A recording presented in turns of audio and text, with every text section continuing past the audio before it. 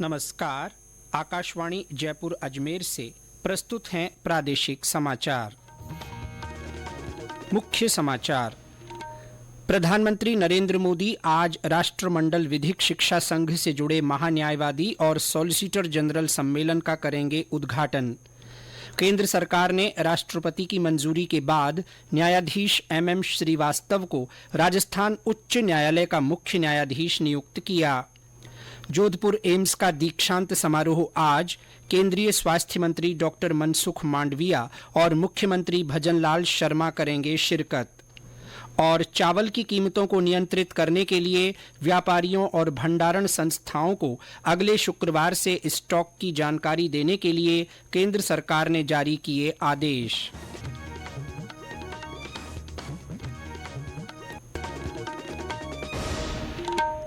समाचारों के साथ मैं जितेंद्र सिंह पूनिया। और अब समाचार विस्तार से। प्रधानमंत्री नरेंद्र मोदी आज नई दिल्ली में राष्ट्रमंडल विधिक शिक्षा संघ से जुड़े महान्यायवादी और सॉलिसिटर जनरल सम्मेलन का उद्घाटन करेंगे। सम्मेलन का विषय है सीमा पार न्याय उपलब्धता की चुनौतियां। इसमें न्यायिक प्रक्रिया में बदलाव, वकालत के नैतिक पहलू, कार्यपालिका की जवाबदेही और वर्तमान में विधिक शिक्षा की स्थिति पर चर्चा होगी। सम्मेलन में एशिया प्रशांत, अफ्रीका, कैरेबियाई देशों के महान्यायवादी, सॉलिसिटर जनरल और अंतर्राष्ट्रीय शिष्टमंडल भाग ले रहे हैं।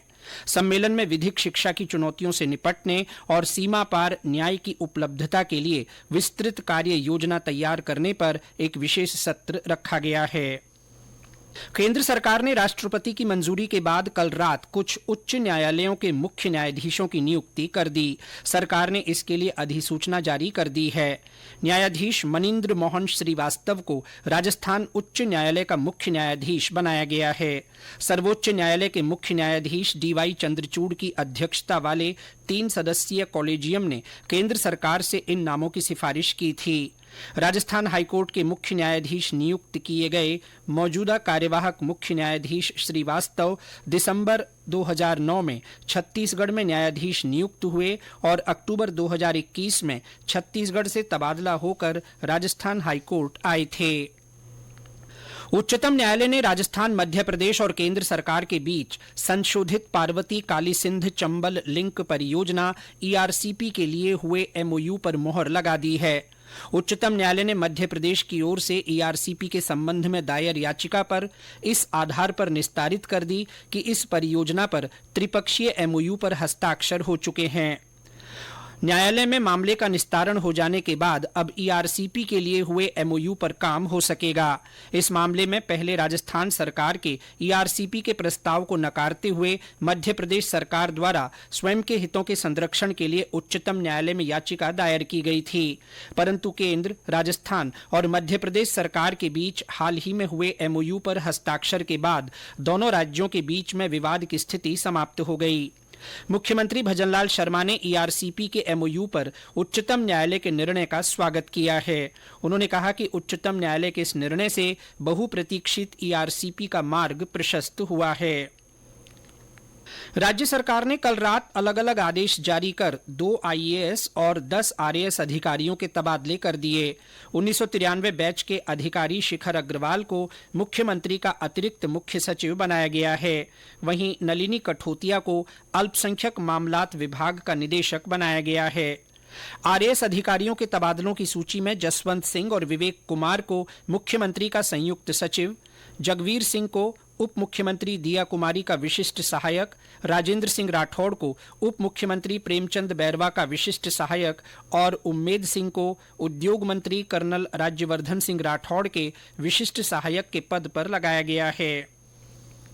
वन और पर्यावरण राज्य मंत्री संजय शर्मा ने कल जयपुर में विभाग के अधिकारियों के साथ समीक्षा बैठक की।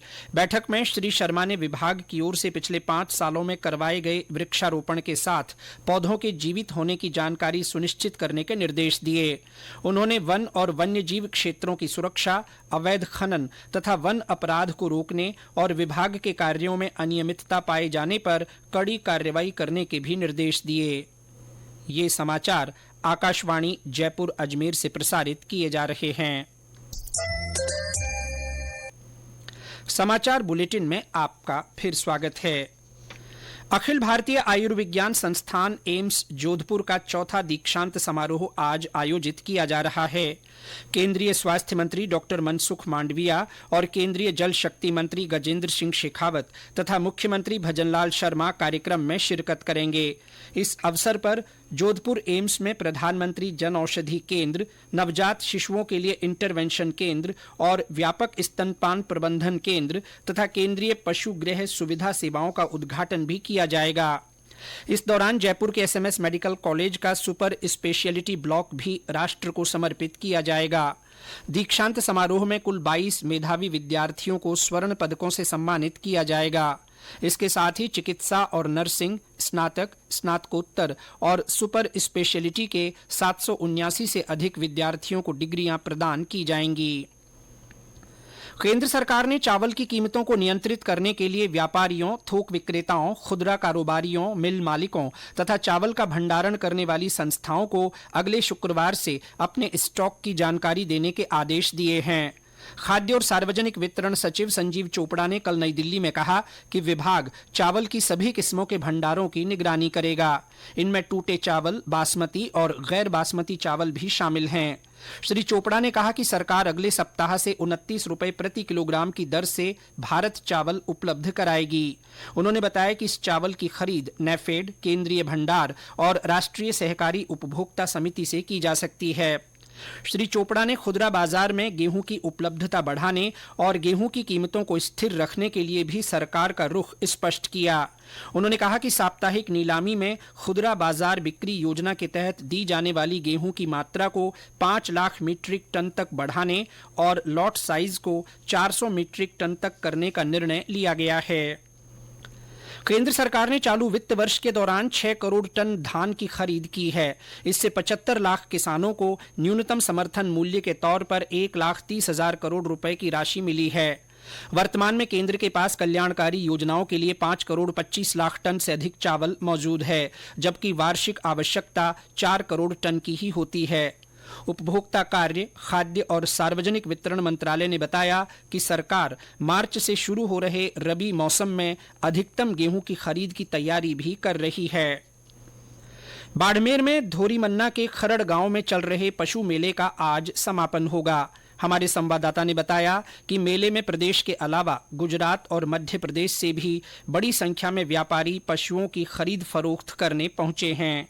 इस मेले में राजस्थान के अलावा गुजरात और मध्य प्रदेश से बड़ी संख्या में व्यापारी विभिन्न पशुओं, खासकर घोड़े एवं ऊंटों की खरीद फरोख्त के लिए पहुंचे। ये मेला सामरिक लिहाज से भी अहम है, क्योंकि इसमें सीमा सुरक्षा बल की ओर से रेगिस्तान के जहाज कहे जाने वाले ऊंटों की खरीदारी की जाती है। गौरतलब है कि बाड़मेर जिले में स्थित आलमजी के धुरे को घोड़ों का तीर्थ स्थल कहा जाता है। जसवंत सिंह डूडी, आकाशवाणी समाचार, बाड़मेर। कोटा में आज से आत्मनिर्भर भारत उत्सव प्रदर्शनी लगाई जा रही है। ये प्रदर्शनी 8 फरवरी तक चलेगी। प्रदर्शनी में निकायों के साथ शीर्ष समितियां, प्राथमिक हथकरघा बुनकर सहकारी समितियां और हस्तशिल्प, जूट और रेशम बुनकर भाग ले रहे हैं। कल दशहरा ग्राउंड में वन भारत साड़ी वॉकेथॉन का आयोजन होगा। इसमें लोकसभा अध्यक्ष ओम बिड़ला और कपड़ा राज्य मंत्री दर्शना जरदोश शामिल होंगे। इस आयोजन का उद्देश्य महिलाओं में फिटनेस के बारे में जागरूकता बढ़ाना और उन्हें स्वस्थ जीवन जीने के लिए प्रोत्साहित करना है। राजस्थान कर्मचारी चयन बोर्ड की ओर से आज संविदा नर्स सीधी भर्ती परीक्षा और संविदा महिला स्वास्थ्य कार्यकर्ता सीधी भर्ती परीक्षा आयोजित की जा रही है। वहीं कृषि पर्यवेक्षक सीधी भर्ती परीक्षा कल आयोजित होगी। परीक्षा के सफल संचालन के लिए पुलिस, नगर निगम, यातायात पुलिस, शिक्षा, चिकित्सा, नागरिक सुरक्षा और विद्युत विभाग तथा रोडवेज और जेसीटीसीएल सहित अन्य संबंधित विभागों के अधिकारियों को जिम्मेदारियां सौंपी गई हैं। प्रदेश में मौसम में उतार चढ़ाव का दौर बना हुआ है। राज्य के कई हिस्सों में हल्की से मध्यम बारिश रिकॉर्ड की गई है। बीकानेर में आज सुबह से शहरी क्षेत्र में बूंदाबांदी और ग्रामीण इलाकों में कहीं हल्की से मध्यम दर्जे की बारिश हो रही है। भीलवाड़ा जिले के हुरडा क्षेत्र में सुबह हल्की बूंदाबांदी दर्ज की गई। भरतपुर में मौसम में बदलाव से ठंड बरकरार है। सुबह से ही बादल छाए हुए हैं। प्रदेश में आज से फिर एक नया पश्चिमी विक्षोभ सक्रिय हो रहा है। इससे मौसम में बदलाव की संभावनाएं हैं। मौसम विभाग ने जयपुर, भरतपुर, कोटा, अजमेर और बीकानेर में बारिश के साथ ओले गिरने का पूर्वानुमान व्यक्त किया है। और अंत में मुख्य समाचार एक बार फिर। प्रधानमंत्री नरेंद्र मोदी आज राष्ट्रमंडल विधिक शिक्षा संघ से जुड़े महान्यायवादी और सॉलिसिटर जनरल सम्मेलन का उद्घाटन करेंगे। केंद्र सरकार ने राष्ट्रपति की मंजूरी के बाद न्यायाधीश MM श्रीवास्तव को राजस्थान उच्च न्यायालय का मुख्य न्यायाधीश नियुक्त किया है। जोधपुर एम्स का दीक्षांत समारोह आज आयोजित होगा। केंद्रीय स्वास्थ्य मंत्री डॉक्टर मनसुख मांडविया और मुख्यमंत्री भजनलाल शर्मा समारोह में शिरकत करेंगे। और चावल की कीमतों को नियंत्रित करने के लिए व्यापारियों और भंडारण संस्थाओं को अगले शुक्रवार से स्टॉक की जानकारी देने के लिए केंद्र सरकार ने आदेश जारी किए। इसके साथ ही प्रादेशिक समाचार बुलेटिन समाप्त हुआ। नमस्कार।